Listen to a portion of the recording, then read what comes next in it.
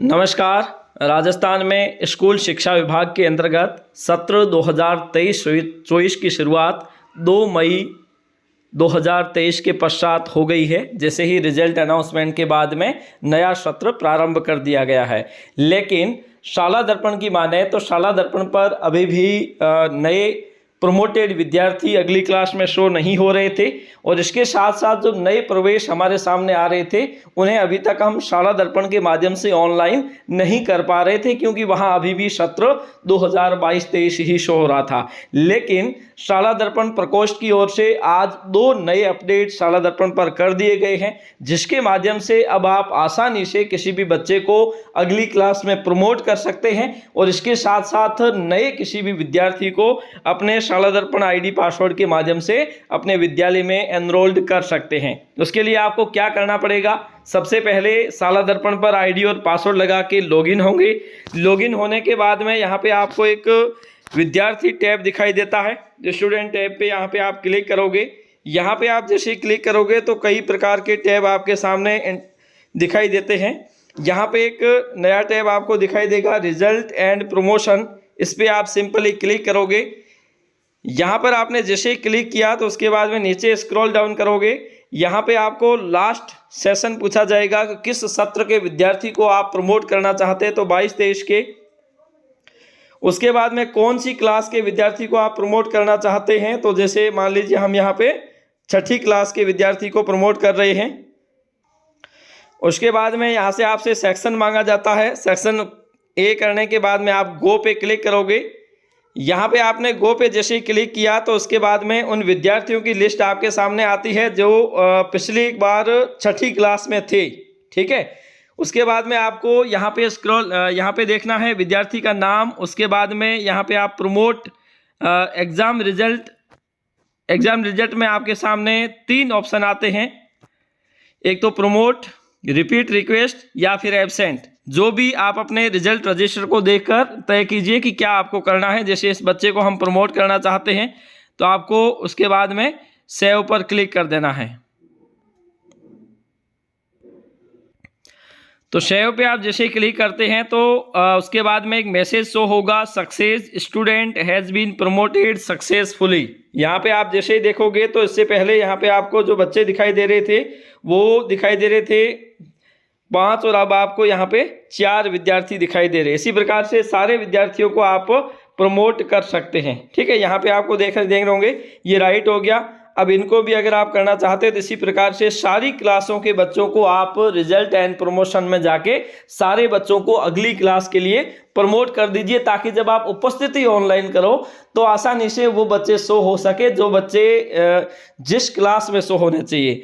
इसके अलावा अब जैसे कि सारी क्लासों को आप एक एक करके सभी को अपडेट कर दीजिए। ठीक है। दूसरी क्लास को अगर चुनना चाहते हैं तो कैंसिल पे क्लिक कीजिए, और कैंसिल पे क्लिक करने के बाद यहाँ पे जैसे हम यहाँ देखते हैं, जैसे ये 8वीं तक ही क्लास है तो यहाँ पे हम 4थी क्लास को देखते हैं। ए पे क्लिक करते हैं तो 4थी क्लास के जो भी विद्यार्थी होंगे वो यहाँ पे शो होने लगेंगे। इसी प्रकार से आपको सारे विद्यार्थियों को रिजल्ट एंड प्रमोशन सेक्शन में जाकर सारे विद्यार्थियों को प्रमोट कर देना है। उसके बाद में दूसरा अपडेट जो यहाँ पे आया है वो आया है नए बच्चे। जिन बच्चों को आप नए तरह से जोड़ना चाहते हैं तो उनके लिए आपके सामने इस प्रकार से दिखाई देगा।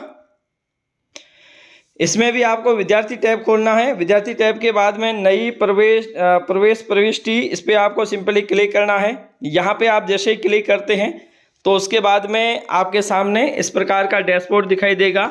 यहाँ पे आप नीचे जाओगे कि एडमिशन आप कौन सी क्लास में देना चाहते हैं। मान लीजिए हम इसे पहली क्लास में एडमिशन देना चाहते हैं तो एडमिशन इंस्टीट्यूशन,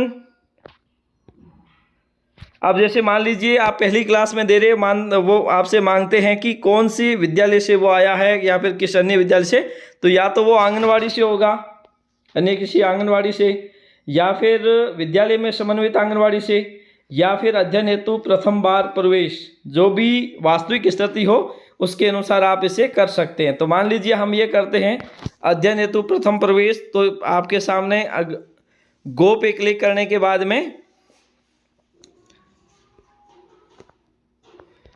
यहाँ पे आपके इस प्रकार से एंट्री करनी है। जैसे आपसे लास्ट ये ऑटोमेटिक शैडो हो गया। उसके बाद नाम लिखना है, स्टूडेंट के गार्जियन का नाम लिखना है, मदर का नाम लिखना है, कैटेगरी चयन करनी है, डेट ऑफ बर्थ लिखनी है, जेंडर, मोबाइल नंबर और पीसीटी आईडी नंबर अभी जो आप एटीएस सर्वे कर रहे हैं उसके माध्यम से। सेशन ये हो गया, सेक्शन ए हो गया। उसके बाद में ये सारे इसमें कुछ नहीं आएंगे। और पालनहार में अगर बच्चा है तो इस सेशन में यस करोगे, अन्यथा इसे नो कर दोगे। CWSN है तो यहाँ पे आप CWSN की कैटेगरी आप यहाँ चयन कीजिए। विद्यालय के विद्यार्थी के निवास स्थान से दूरी कितनी है, और विद्यालय से विद्यार्थी के दर्शाई गई दूरी सही है तो कारण बताओ। ठीक है, इसमें से कोई भी एक कारण। और उसके बाद में SR नंबर एंटर करोगे, और उसके बाद में एडमिशन डेट, जिस तिथि को आप एडमिशन कर रहे हो, सेव एंट्रीज करोगे, कंफर्मेशन एडमिशन करोगे। उसके बाद बच्चे का कंफर्मेशन यानी कि उस क्लास के लिए एडमिशन हो जाएगा। अब मान लीजिए हम जैसे करते हैं पहली क्लास में और आंगनवाड़ी से करते हैं तो आपसे कौन कौन सी जानकारी मांगी जाती है, तो ये भी इसी प्रकार से सारी जानकारी यहाँ पे आती है। और आंगनवाड़ी को लेकर कुछ भी अन्य जानकारी आपसे नहीं मांगी जाती है। ठीक है, और अन्य आंगनवाड़ी हो गया। और समन्वित आंगनवाड़ी का अगर हम करते हैं,